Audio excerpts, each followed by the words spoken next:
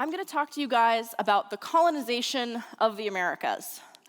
Now, when we talk about this, we normally talk about Columbus and smallpox and Indian wars and broken treaties and reservations.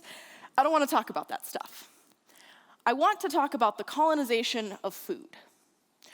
We rarely hear about the systematic eradication of the bison as a means to starve natives. And we hardly ever hear about how the damming of rivers cut fish from the diets of upstream tribes. And we rarely hear about the movement of nomadic hunter-gatherer people into farming communities on arid, unfarmable land. By the late 1800s, most Western tribes were 100% dependent on government rations. Government rations turned into the commodity food programming, issuing a limited number of staples like flour, sugar, lard.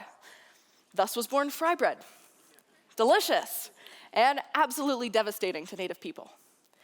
To be clear, this was a radical shift from our traditional diets.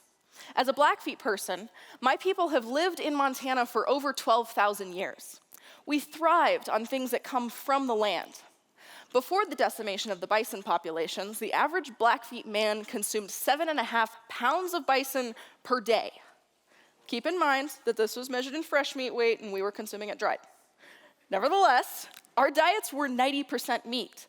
And though supplemented by roots and berries, our bodies evolved to digest protein-rich foods. We were able to store fat for a slow burn later. In times of food uncertainty, this was beneficial. Now, it's dangerous. Studies have consistently shown that Native people are facing sky-high levels of obesity, malnutrition, and the diseases that accompany them. The CDC estimates that 1 in every 2 Native children born today will develop type 2 diabetes in their lifetime. That's 50%. The life expectancy for Native people is 20 years less than the general population. No longer can we blame Indian wars and smallpox. Now, a lot of our health problems are stemming from our diets. Indian nations around the country are asking themselves, how do we fix this? The solution lies in food sovereignty and the re-indigenization of our diets.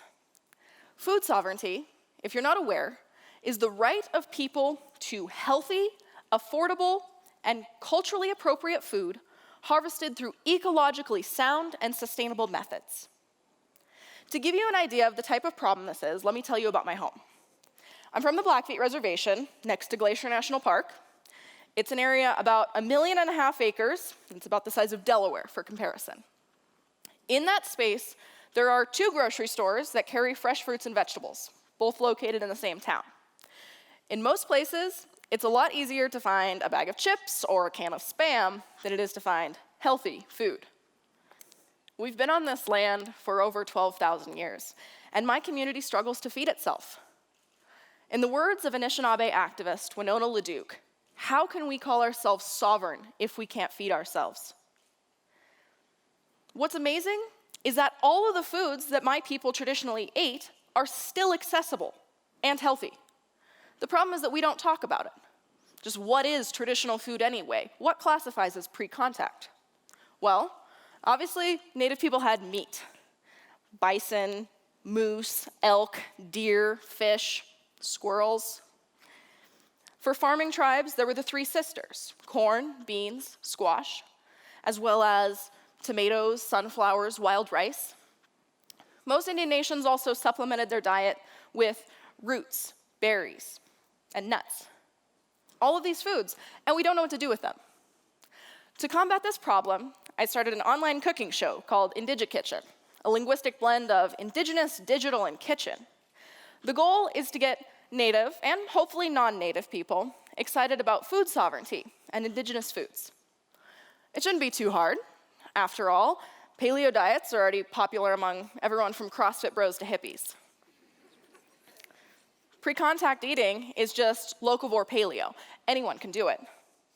It's no secret that your body fares better when you avoid processed foods. Preservatives are meant to keep foods from breaking down on the shelf, and our bodies require extra energy to digest that in our stomachs. That's energy denied to the rest of our beings, our brains, our muscles, our organs. Ultimately, your body fares better physically when it switches to an indigenous-based diet. Don't get me wrong. I don't mean to imply that traditional foods from other continents are not healthy, but there is an additional spiritual aspect to Native people eating the foods of our ancestors. Native people recognized their dependency on the cycle of the earth, and our diets consequently reflected that. Harvest ceremonies were done, songs were sung, dances were danced, and thanks were given to every life form that gave up its own life in order to nurture our existence. Ultimately, we can strengthen the health of individuals, families, communities, villages, and nations by decolonizing our diets. Ultimately, this strengthens the relationship to the spiritual tie to Mother Earth. For Native people, re-indigenizing your diet recognizes the wisdom of our ancestors, as well as seeing the inherent value of our identities. For non-Native people, adopting an indigenous diet recognizes the thousands of years of civilization that have come before and the contributions of indigenous peoples. Together, indigenous diets help allow for a stronger, more elevated lifestyle, both physically and spiritually. So the next time you sit down to eat, think about where your food came from. How far did it travel to reach your plate?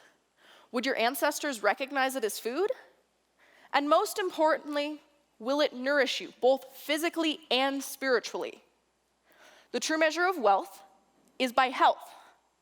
So eat for longevity and restore the spiritual tie to real food.